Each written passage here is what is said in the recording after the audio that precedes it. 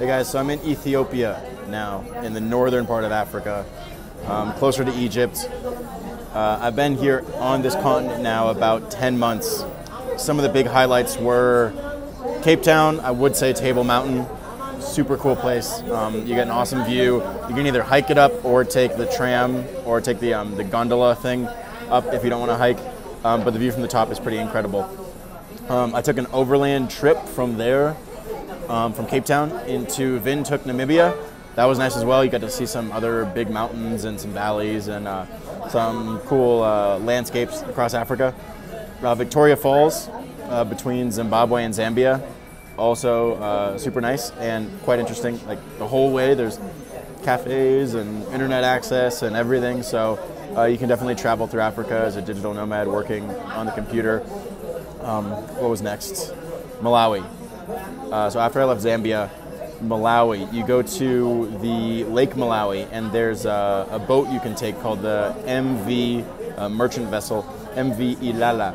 And you can take a boat and you go all the way from the southern part of Lake Malawi up to the north, and then you can go to a small town called Livingstonia. Super cool, like really out of the way. There's this old stone houses that have been there for like 100 years from when the first explorers, like David Livingstone, actually came through Africa. I even found all these old glass sheets that were basically like slides that had pictures on them, and they were, from like 100 years ago. And pictures of cats, pictures of, biology. They even had pictures of the lunar surface. It was super cool.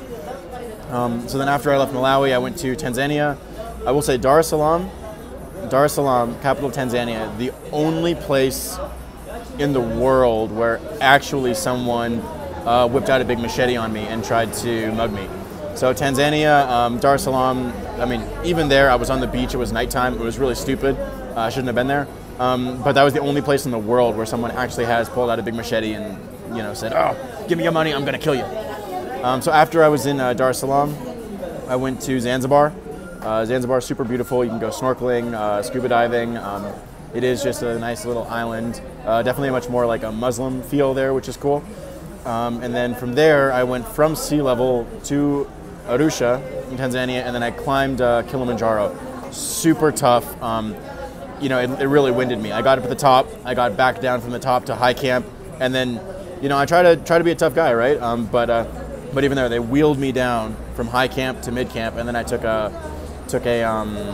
car from the mid camp down to the bottom. I mean, I'd never felt that strenuously exhausted. Take 3 breaths, take 3 steps, was winded. I felt like an old person. After Tanzania, I crossed over into Kenya, and I had the 3-country visa, the East Africa visa, which costs it's $100, and you can go for 3 months between Kenya and then Uganda and Rwanda. Rwanda is super built up compared to these other capitals. It's like really, really cool. And really safe as well. They're trying to basically be similar to Hong Kong, except in the African continent. Cool place to go. Uganda, good wildlife, definitely not nearly as built up as Rwanda.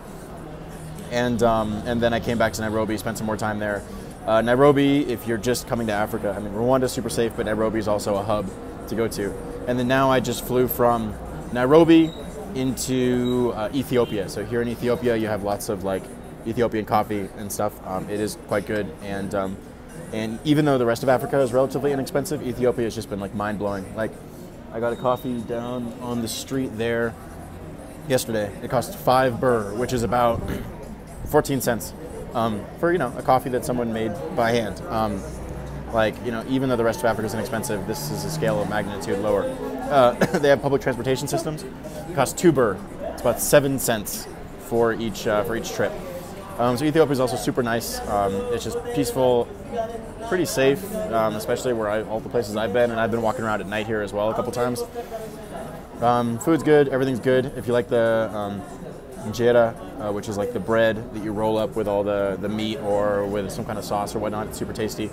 Now I'm actually trying to figure out, should I go into Saudi Arabia or towards the Middle East, or should I go west and then cut down into West Africa, like Nigeria, and Lagos and a couple other places on that side, or should I just go north and go straight to Egypt? So let me know where you think I should go next, because right now I basically have open book, no plans, no schedules. I'm not going to go back down anywhere. I'm still going to keep going forward.